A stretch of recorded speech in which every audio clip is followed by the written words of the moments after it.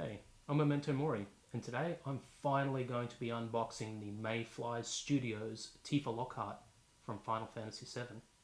Stay tuned.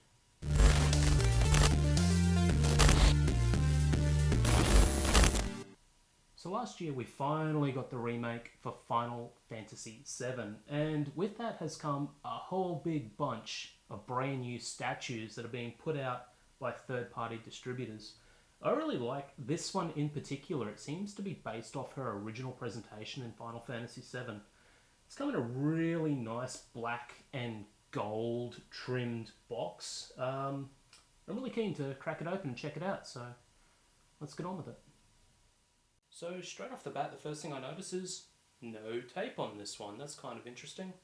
Just good old-fashioned Velcro straps.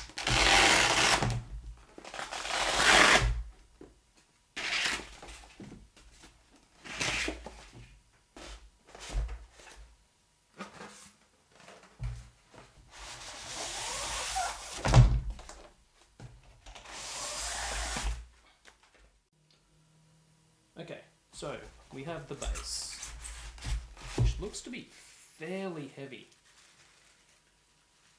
I like that they packed in the tissue paper just for safety and security. Okay, here we can see some nice fine detailing. With a lot of these third-party distributors, they tend to put in a little bit of extra time and care with the paint, which I'm a big fan of. Some of this dry-aged brush is beautiful. Really make out the detailing in the cracked stone, especially all this fine detailing down here in the markings. Yeah, that's really nice.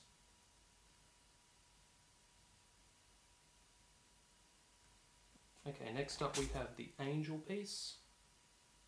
Also has some pretty fine detailing in there. This is another extension piece of the base that the main statue of Tifa will sit upon. The head sculpt. Wow, I'm surprised this made it intact. I really thought I was going to be up for some broken pieces here. That's probably the best Tifa sculpt I've seen so far. It almost looks like they've affixed her eyes with maybe stickers. It's too clean to be paint. But yeah, that's really, really well painted. That's actually quite nice. I'm really impressed with that. There's a couple of little markings in on the side here, which aren't too bad. A couple of little paint marks where it's come through in the box. Considering how delicate all this stuff is, I'm surprised that's really made it here in one piece without being broken.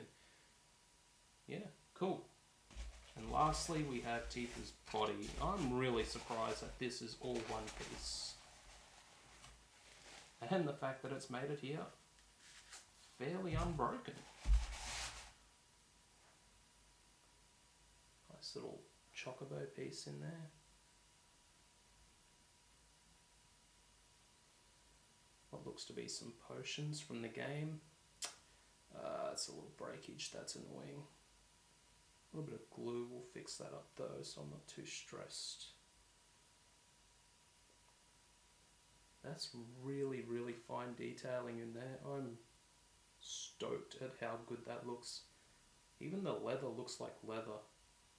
This could have been mixed media and I never would have known the difference. Paint is pretty superb. Okay, so the last couple of things we should have in here is some hands and some detailing. Alright. Tifa's gloved hand. I'm really surprised that this made it here with no breakages. How was it none of those fingers were broken? Yeah, that's fantastic. We have some extra dainty little bits and pieces. I'm assuming that this is all for the base.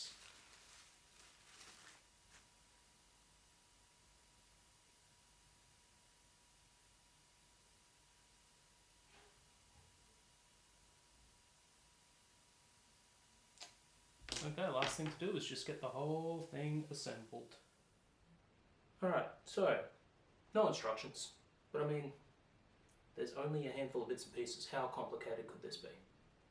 Let's build it, see what it looks like.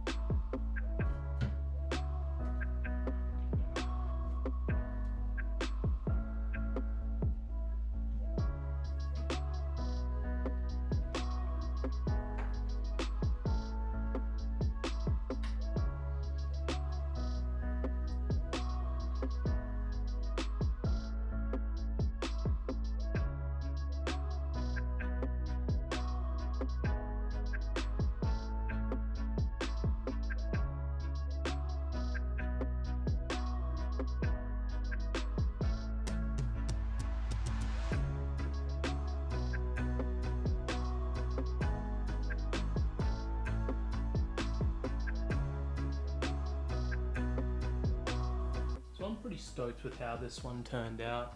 Final Fantasy VII is one of my favourite games of all time.